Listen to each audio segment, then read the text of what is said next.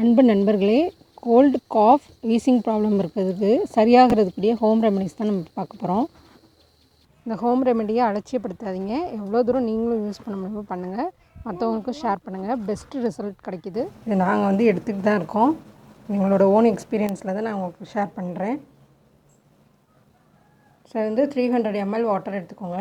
So இதில் நம்ம சேர்க்கக்கூடிய பொருட்கள் மல்லி முதல்ல தட்டிக்கோங்க. 1 ஸ்பூன் இருந்தால் போதும். இது ஒரு பர்சனுக்கு நம்ம எவ்வளோ சேர்க்கணுங்கிறது நான் சொல்லியிருக்கேன்.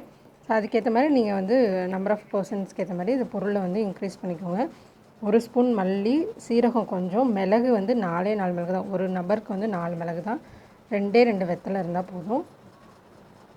ஒரே 1 ஸ்பூன் மல்லி, இஞ்சி கொஞ்சம், சீரகம், மிளகு, 2 வெத்தலை. இது ஒரு நபருக்கு. தண்ணி 300 ml சேர்த்துக்கோங்க. அது 30 ml ரெடியூஸ் ஆகிற வரைக்கும் கொதிக்க விடுங்க. ஸோ இதை முதல்ல நல்லா தட்டிக்கலாம். அப்போ தான் அதில் உள்ளே இருக்க எக்ஸ்ட்ராக்ட் எல்லாமே வாட்டரில் கரையும்.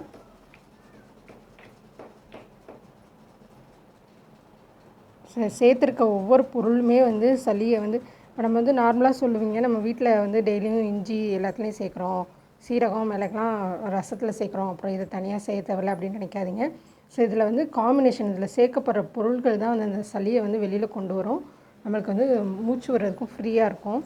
மேக்ஸிமம் இந்த டைமில் ஹாஸ்பிட்டல் போகாமல் வீட்டிலேயே நம்ம எப்படி சரி பண்ண முடியும் அப்படின்னு சரி பண்ணிக்கலாம். ஏன்னா ஹாஸ்பிட்டலில் ஏற்கனவே பெட்டெல்லாம் இல்லை.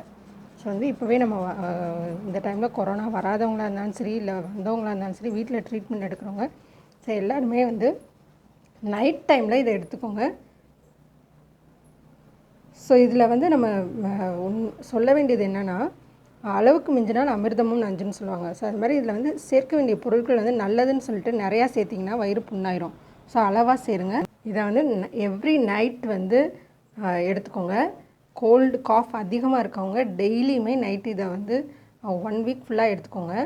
அதுக்கப்புறம் 1 வீக் அப்புறம் வீக்லி ட்வைஸ் எடுத்துக்கிட்டால் போதும். கோல்டு காஃப் அதிகமாக இருக்கவங்க டெய்லியும் இதை நைட் எடுத்துக்கோங்க. நல்ல பெனிஃபிட் கிடைக்கும். 30 ml எடுத்தால் போதும். ஸோ ஒன்ஸ் தண்ணி கொதிக்கிற வரைக்கும் அடுப்பை ஃபுல்லாக வச்சுக்கோங்க. அதுக்கப்புறம் சிம்மில் வச்சு 30 ml ஆகிற வரைக்கும் சிம்லே இருக்கட்டும். நல்லா சுண்டட்டும். 30 ml வந்ததுக்கப்புறம் நம்ம எடுத்துக்கலாம். ஒரு பர்சன் 30 ml தான். கிட்ஸ்க்குனால் 2 drops விட்டால் போதும். சிவியர் கோல்டு காஃப் இருக்கவங்க அலோபதி மெடிசன் எடுத்தாலும் பரவாயில்ல, இதையும் சேர்த்து எடுத்துக்கோங்க. எந்த சைடு எஃபெக்ட்டும் கிடையாது. ப்ராப்ளம் இருக்கவங்க டெய்லியும் எடுங்க, இல்லாதவங்க வீக்லி ட்வைஸ் எடுங்க.